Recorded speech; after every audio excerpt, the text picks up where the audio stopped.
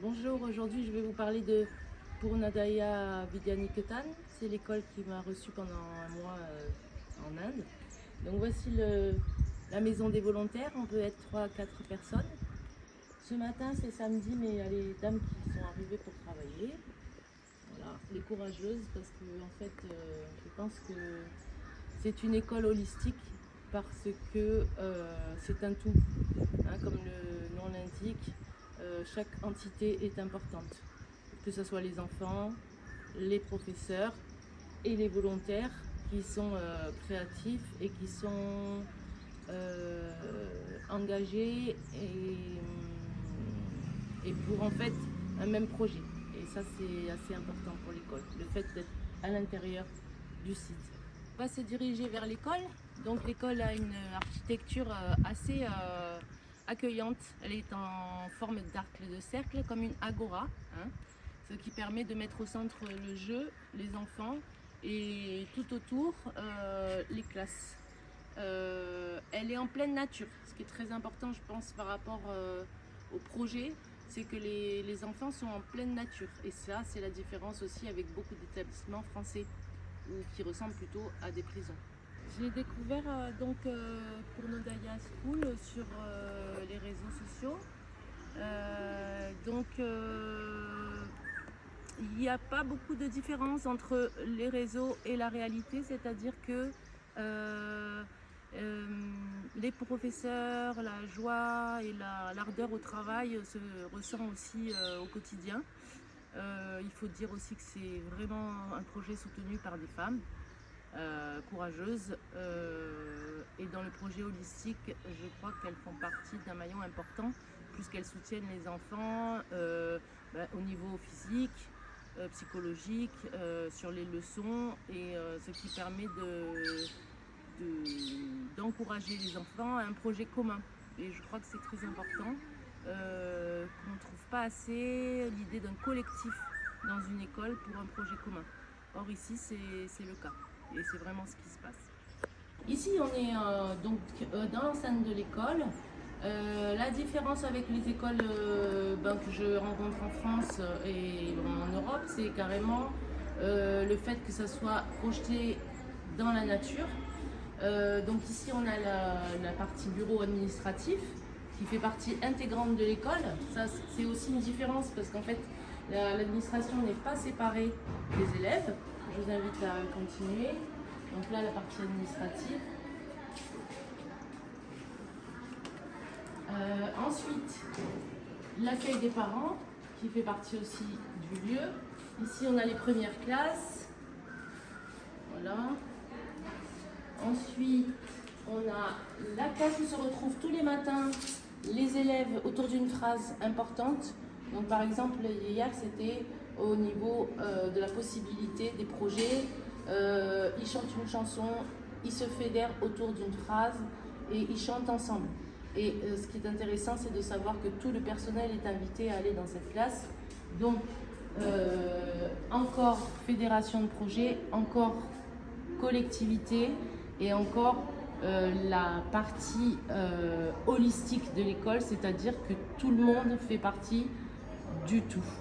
Autant les professeurs que les volontaires, que l'administration, et les élèves se sentent vraiment encadrés dans un projet commun.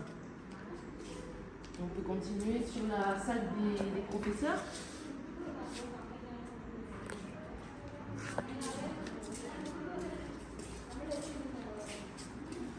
Alors aujourd'hui nous sommes samedi et pourtant, alors comme je vous disais, c'est vraiment un projet de femmes, hein, et je crois que dans l'avenir du Kali Yoga et tout ce qui nous arrive, c'est les femmes qui sont importantes, c'est elles qui soutiennent le projet.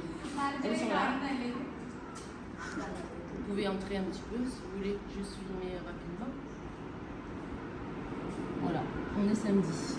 Donc comme je vous disais, la classe des professeurs est intégrée au projet, c'est-à-dire qu'elles ne sont pas à part, comme souvent on le voit, elles sont à l'intérieur de l'école, au centre. Là on a une salle de repos pour les personnes qui ont un problème soit de bobo, soit un bobo physique, soit un bobo psychologique. Donc on peut les accueillir, ils peuvent s'allonger, etc. Ensuite là-haut vous avez le reste des classes, hein, et puis la cantine là où